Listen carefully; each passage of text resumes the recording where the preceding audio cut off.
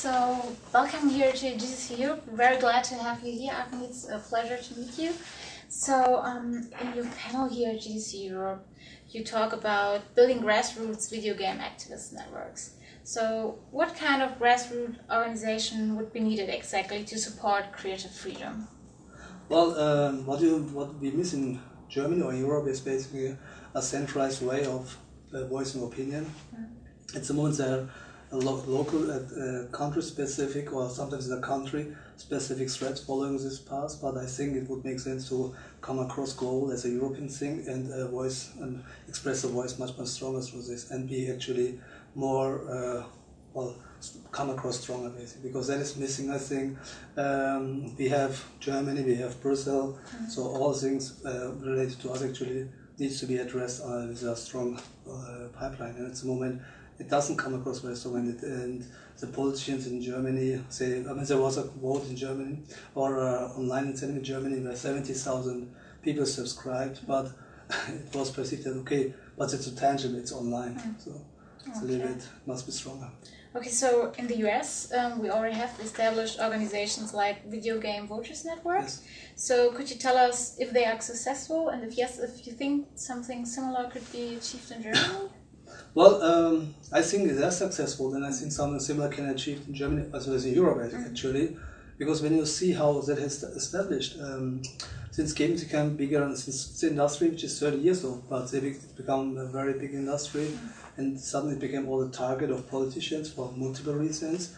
So such kind of incentive, such kind of platform actually can help reach the politicians in a much larger scale and showcase all the strengths behind such a community. Because and on the other side, it can be used also to educate the gamers within this environment actually how to express opinion, not just write, we like games, tell them more, and express you more clear so that your needs are accepted. In your opinion, how should politics deal with games at all? Should they just say, okay, do what you want, or should there be special guidelines or regulations? Well, first of all, there are laws existing already which prohibits from certain contents. What we wish is that games are treated equally and receive the same respect like books, movies, and television or any other media. Because at the moment, it's strange that games are suddenly the creator of all the bad things, and the other media are basically they can do whatever they want and get awarded for this actually. And one should understand what gaming means actually, not just from the gaming perspective, also from the industry, as well as a contributor for innovation. I mean, look, and job creation, it's a huge industry, and growing industry, and probably one of the few industries growing actually. And they need to understand this, and they need to give the serious and equal treatment. And yeah, that's pretty much what I would expect from them. They can do this by really understanding the games more. Because what we do as Crytek is we invite politicians frequently to our office, show them how the games are produced, and let them sometimes play games so that they really can see what they are supposed to judge about, and then their opinion changes permanently.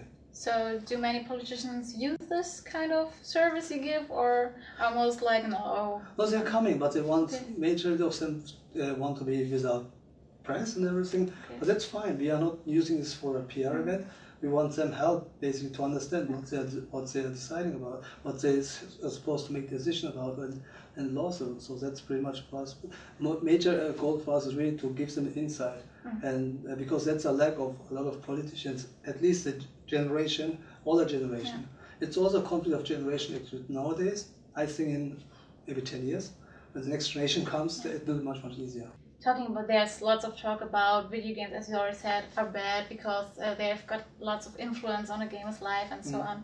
So how can video games actually shape a gamer's real life? Do you think there's lots of impact, or will it change in the future probably?